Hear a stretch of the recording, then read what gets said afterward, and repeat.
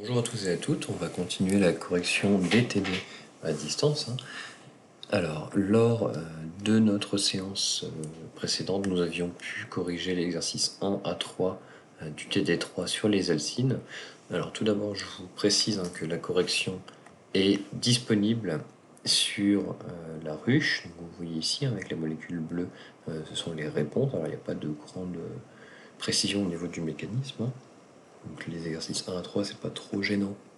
C'est ce que nous avions vu en TD. Donc aujourd'hui, on va voir les exercices 4 à 5 en correction. Alors justement, nous en sommes sur l'exercice 4 du TD5, TD3 pardon, des alcynes. On vous demande de déterminer la structure des composés K, L et M. Alors si vous regardez en général les consignes de ces exercices, on ne vous demande pas du tout d'expliciter le mécanisme réactionnel. Donc voilà, vous pouvez très bien répondre sans montrer comment ça fonctionne, c'est-à-dire sans les flèches. Sur l'exercice 4, vous voyez que l'on demande de faire réagir soit la pinte 1-in, soit lept 3-in, dans des conditions qu'on a déjà vues. HgSO4, HgSO4 et H2O sont des conditions que l'on a rencontrées dans l'exercice 2, lorsque l'on devait former le composé F, ici. Donc voilà. Donc sur le premier exercice, exercice 4, conditions d'hydratation, HgSO4 c'est Hg2+, plus SO4 de moins, donc Hg2+, je vous laisse vous référer à votre cours, tout est dedans. Donc on va greffer sur notre alcyne une fonction alcool sur le carbone le plus substitué. Alors on vous parle dans un premier temps du pinte 1-in. Alors le pinte 1-in, pour le dessiner, ici vous faites, alors ça c'est la gomme. Voilà. Donc on est bien dans le TD3, donc l'exercice 4. Voilà. Donc on part du pinte 1-in. Donc le pinte 1-in c'est 1, 2, 3, 4. Et attention, en alcyne, vous continuez tout droit. 5, 1, 2, 3, 4, 5. Donc c'est bien le pinte 1-in. Voilà. Et vous êtes dans les conditions d'hydratation. Donc HgSO4, H2SO4 et H2O. Voilà. Dans ces conditions, on va greffer une fonction alcool sur le carbone le plus substitué. Donc ça, ce sont des choses que l'on a vues dans l'exercice 2, je vais un peu plus vite là-dessus. Donc le carbone le plus substitué entre les deux, porteur de l'alcyne ici et ici, c'est celui de gauche. Donc celui où je viens de mettre mon OH. Le carbone ici, il fait deux liaisons avec ce carbone-là et ce carbone-là. Alors que l'autre carbone ici, il ne fait qu'une seule liaison. Voilà. Donc vous formez ici, voilà. Vous formez ici, j'aimerais bien avoir ma gomme, voilà. Vous formez ici une molécule que vous reconnaissez, maintenant on a eu l'habitude de travailler là-dessus. Vous avez à la fois une fonction alcène et une fonction alcool, donc c'est ce que l'on appelle un énol. Voilà, et donc vous allez avoir une molécule qui ne va pas être très très stable, qui va être en équilibre déplacé vers une autre. Vous allez former ici une cétone.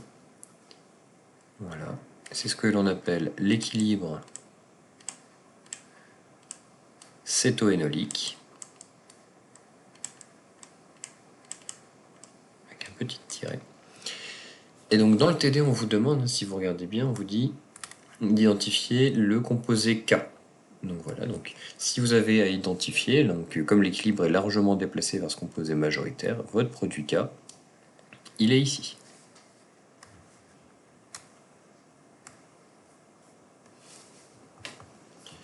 Alors ensuite, on va continuer le TD4. Je vais revenir à 100%. Voilà.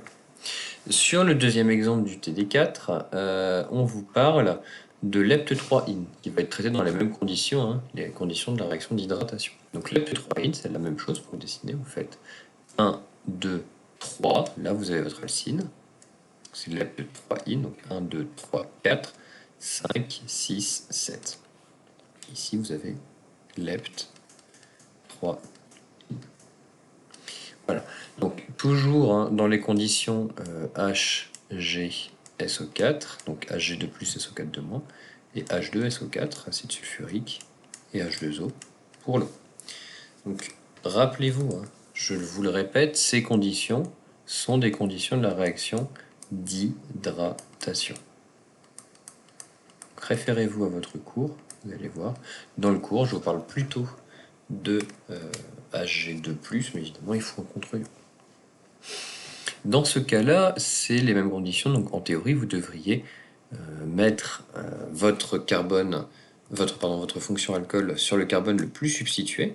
Alors le seul problème, c'est que si vous regardez ce carbone-là ou ce carbone ici, que je vous montre avec les flèches en vert, au niveau des substituants, on a la même chose. Donc ce carbone ici à gauche, il va faire deux liaisons, donc vers un carbone ici et un carbone ici. Donc on a une triple et une simple liaison vers un carbone. Et l'autre carbone ici, il va se passer la même chose, il va faire une liaison triple vers le carbone de gauche et une liaison simple vers le carbone de droite. Donc là, en fait, vous ne pouvez pas choisir lequel est le plus stable. Alors, même si de ce côté-là, ici, la chaîne est plus longue, ça ne va pas jouer, parce que les effets inductifs des carbones, ils ne vont pas pouvoir partager les électrons très très loin. Donc vous vous retrouvez ici avec l'incapacité de choisir quelle est la chaîne la plus grande. Donc ce que vous faites, vous recopiez votre molécule, donc hept3in, 1, 2, 3, 4, 5, 6, 7, 1, 2, 3, 4, 5, 6, 7, voilà. Votre alcyne est en position 3, 1, 2, 3, donc là vous allez consommer une des fonctions de votre alcyne, et vous allez mettre soit à gauche ici la fonction alcool, et vous allez pouvoir créer une autre molécule, enfin en tout cas synthétiser une autre molécule, ici du côté droit, avec, alors c'est assez moche, on va rectifier ça, tac, voilà, avec la fonction alcool sur l'autre carbone, parce que là, très clairement, vous ne pouvez pas choisir où cela va aller. Voilà. Évidemment, dans ces conditions-là, vous êtes... Alors non, c'est pas ça que je voulais faire. Dans ces conditions-là, vous êtes encore une fois en présence d'énol, et vous allez pouvoir écrire, hein, très classiquement, l'équilibre cétoénolique. Pour cette molécule, 1, 2, 3, 4, 5, 6, 7, faites attention, ici l'alcool est sur le carbone 3, vous allez former votre cétone sur le carbone 3, plus l'autre équilibre cétonolique. Alors, soit vous pouvez faire une flèche sur chaque composé, là c'est parce que je vous explique en direct, 1, 2, 3, 4, 5, 6, 7. Faites attention, ici votre alcool est sur le quatrième carbone en partant de la gauche.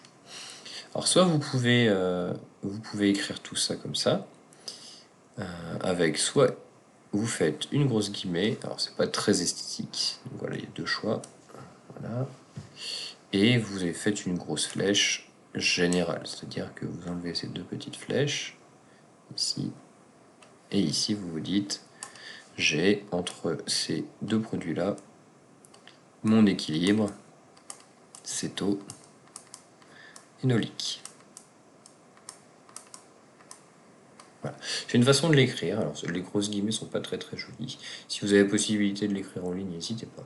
Donc, voilà. Vous pouvez l'écrire comme ça, ou même sans les guillemets, dans le pire des cas. Alors ce sera pas le mieux, hein. Normalement les crochets sont importants, hein. Mais disons que sur deux molécules, c'est pas très très joli. Voilà. Donc vos composés, donc là vous comprenez bien, hein, dans le TD on vous a demandé d'identifier, tac tac tac, ici, là, dans le cas de l'EPT3IN sur l'exercice 4, des composés L plus M, voilà, je vais vous montrer ça ici, s'il y a possibilité, non il veut pas. Donc L plus M sur le TD, et comme vous voyez, on ne peut pas choisir sur quel carbone l'alcool va se mettre, donc vous avez bien un composé par exemple L ici, plus un composé M ici. Donc voilà, donc faites bien attention, vous avez l'équilibre cétonolique qui intervient, et dans ce cas-là, vous n'êtes pas capable de choisir quel carbone vous allez hydrater, donc sur quel carbone vous allez rajouter une fonction alcool. Donc voilà, faites bien attention à ça. Je vous rappelle, hein, dans le cas précédent, si vous regardez, on a la possibilité de choisir, hein, parce que le carbone, alors je reprends mon petit stylo vert, le carbone ici, là, fait deux liaisons, une simple et une triple, alors que le carbone ici, là, fait seulement une liaison triple. Donc celui-ci était plus substitué, il a plus de substituants. Un rappel, le substituant, c'est toute la liaison sauf les H. Voilà. on comptabilise plus de substituants sur ce carbone-là. Voilà pour l'exercice 4. Si vous avez des questions, n'hésitez pas à m'envoyer un mail ou à m'envoyer des questions dans la ruche. Bon courage à vous, on va passer bientôt à l'exercice 5.